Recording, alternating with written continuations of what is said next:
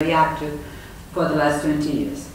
I wrote a report on Rio for the ILA, which can be found in the ILA's website, and there I ended by saying, "Oh Lord, thank you for allowing me to witness the birth of global citizenship." So I'm glad that people in the podium agree with that, because I think that was really the most impressive outcome in Rio.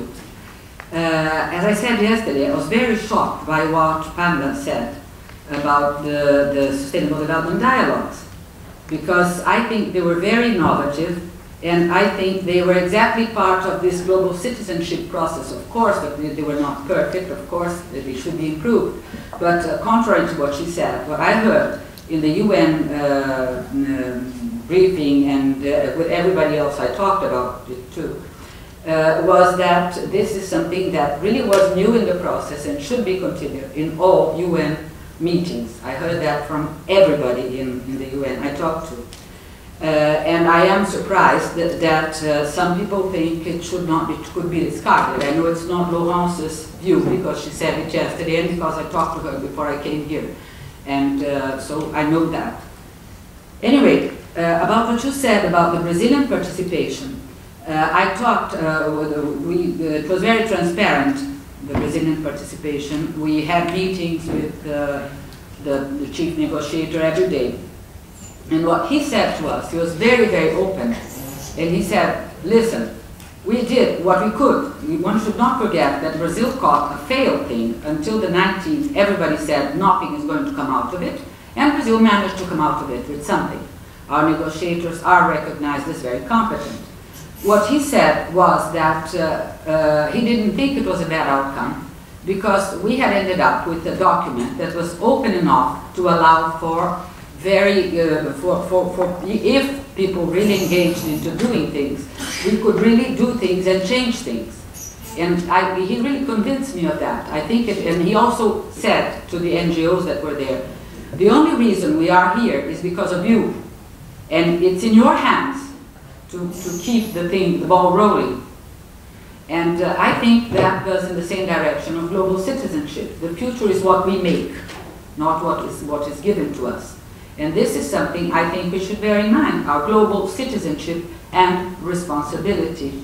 So I would just like to say this because I think this matters. And thank you I would like to have your views on what I said also. Perhaps I misunderstood something that was said. But the Sustainable Development Dialogues were really impressive. I was there all the time. I mean, if they were so useless, why would the King and Queen of Sweden and all their entourage be there all the time, or all the politicians, or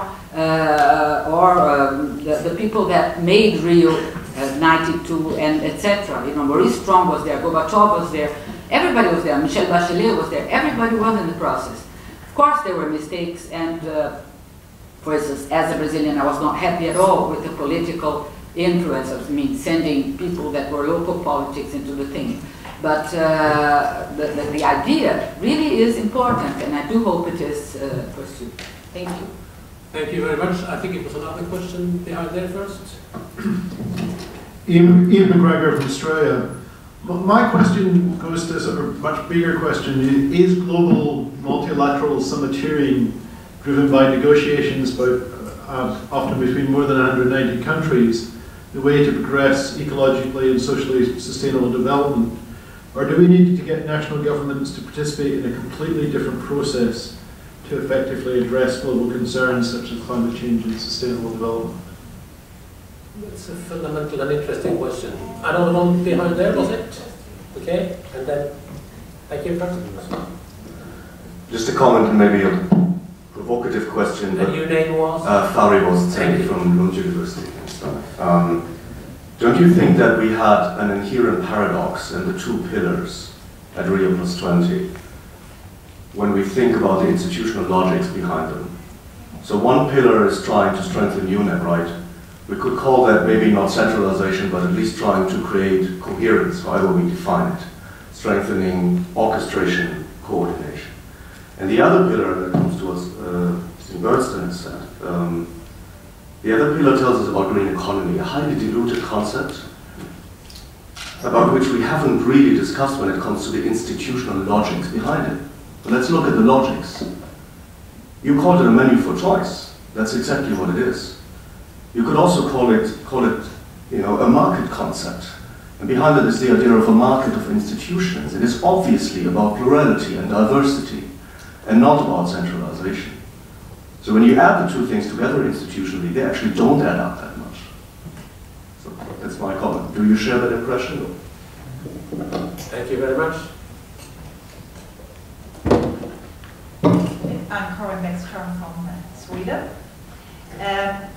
Many of you talked about discourses and norms, and one of you, I don't remember, suggested that there was a failure of the Sustainable Development Norm, and I read a very interesting comparison of word cloud analysis of the Rio 92 and the Rio Plus 20 summit. And a word cloud analysis is that it looked on the outcome document and see what are the most frequent words.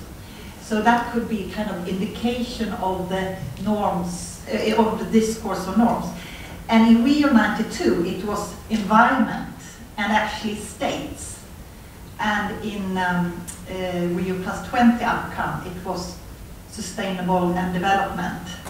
And I think this is interesting. This, and I would like to have your reflection, this lack of reference to any to the environmental part of sustainable development, to ecological carrying capacity, to planetary boundaries, to any kind of limits, ecological limits. And so that would be interesting to see why that figured more prominent in 92.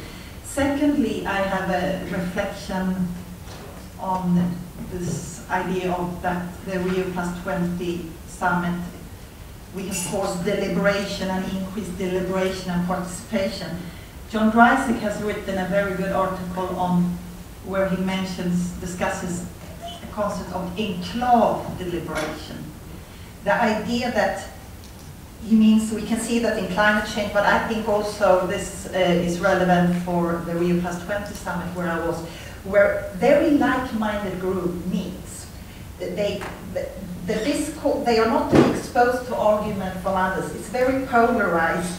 It's a kind of ideological amplification, a groupthink. And if we look on the civil society and the environmental movement, I think we see this tendency of this polarization where everybody speaks but nobody listens. And so I think this, not only yes, we need discourses and participation, but we maybe also need to analyze the quality of that. So that was my reflection.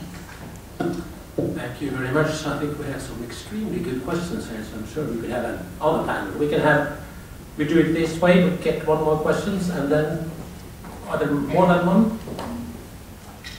Okay, then we have one more question, and the panelists get 2 minutes each, and then you address which questions you want to do. You don't necessarily need to deal with all of them. I hope not. Thank you. Okay, thank you. Heike Schroeder from the University of East Anglia. In the UNFCCC, for observer organizations to be accredited, they have to show that they are in line with the mission of the UNFCCC. So in a sense, they have to be pro-environmental in order to have a voice or be able to participate. Now, this doesn't apply to nation states. This does not apply to the parties. Likewise, in the Rio Plus 20 process, those people who make the decisions about the future of the planet don't necessarily have the agenda item, the theme of the agenda, as their own interest. And I wonder what you have to say to that.